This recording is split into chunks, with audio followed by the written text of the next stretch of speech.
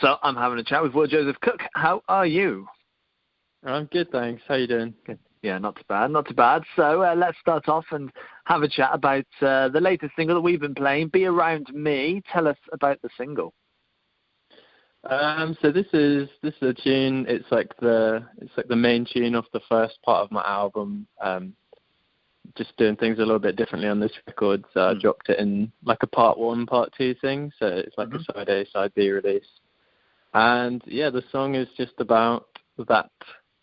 It's about it captures the kind of nervous energy when you're teetering on the edge of falling for someone, I guess. So, and kind of like exploring the kind of exciting but awkward kind of conversations and things you have when you haven't quite established if you're a thing yet with someone. So I don't know. I thought that was like a really fun topic to play with, and it was just what I was feeling at the time. So yeah.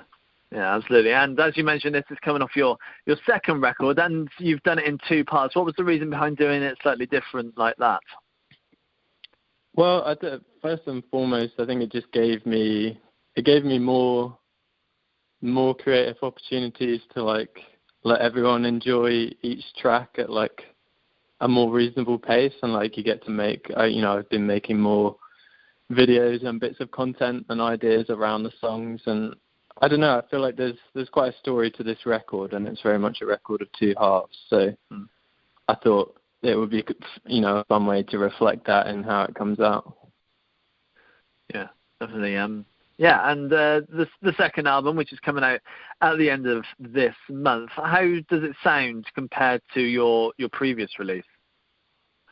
I would say it's not a world away. I'm sure if you liked my first record, then there's plenty on here that is familiar. But I mean, for me, writing this record, I went a lot more personal and probably a bit deeper on the lyrical content of it, and musically just wanted to kind of recenter back around my guitar a bit and keep the kind of the sonics of it a lot simpler, which I found like really refreshing and just kind of like a break from maximalism. I think I like discovered synths and production was like, I need to try all this stuff, and then it was kind of nice just like stripping it back again for this record. Yeah, excellent. And how has lockdown impacted on the release? Has it had a positive or a negative effect, and has it been pushed back at all? Yeah, it did. It did change like how this album was going to come out, and I think the part 1 and part 2 thing, although it was an idea before all of this happened, it's definitely like made it more fun being able to lean into that. So I think, I don't know, it's just been a completely different experience, hasn't it? It's like you have to be, but I think it's made me enjoy social media a lot more, because I think there's more to be said and done in that world now. But yeah, it's been odd just kind of doing an album campaign and seeing a song like Be Around Me become really popular, but then I live in like the countryside. I don't really see nothing really changes in my day-to-day life. I just kind of see it through my phone, like, people like this song, huh? Ain't that cool? Yeah, I mean, it's gone viral all over TikTok. So how was that to know that it's gone like that? Yeah, it's just it's mental, that thing.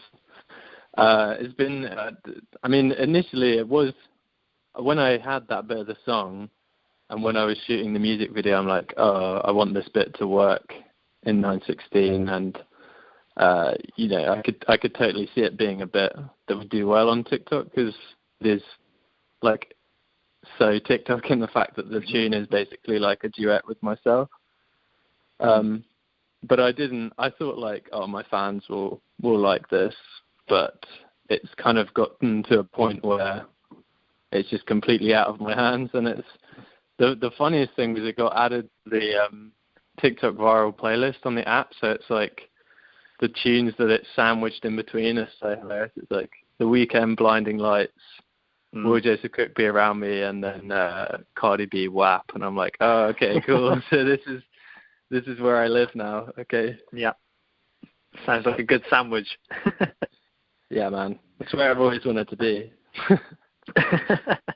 Yeah, I can imagine.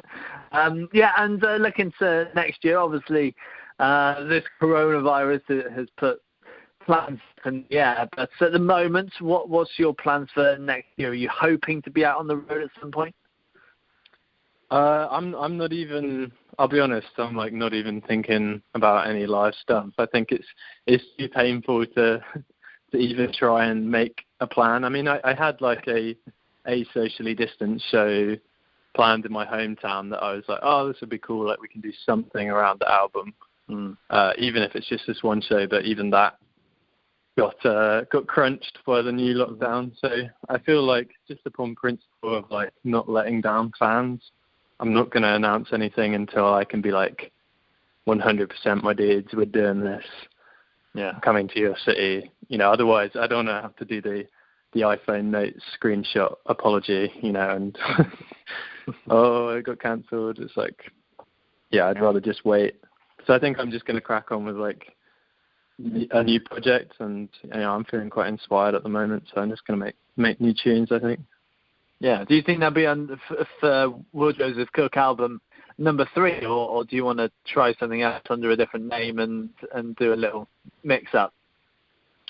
Well, I mean, there have been kind of off the back of this record and how it's been consumed recently, it's kind of opened a bunch of doors, and I recorded most of it in LA, and like a lot of the relationships that I had there, it's like I definitely want to go back to that city at the beginning of next year, and kind of work with all of the people that have reached out. So I mean, I don't really have any plan to like start a new project, because I feel like for me, the Will Joseph Cook thing is like clicked into gear really nicely recently, and it feels quite inspired. So, but I definitely love to like explore doing some features or something like that. So yeah, I'm open to it all. I'm just excited to see what happens next year.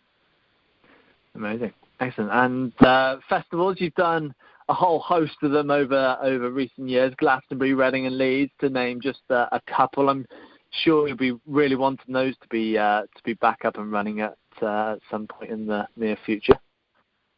Yeah, man. I mean, my experience of Glastonbury has been very limited, as in I played the BBC Introducing stage when I was 18, and like I'm 23 now, so it would be great to come back and like have a totally fresh experience and play one of the biggest stages. So yeah, I mean, fingers crossed that this whole thing doesn't bleed into next summer, but we can't jinx it. You got to stop talking about live shows.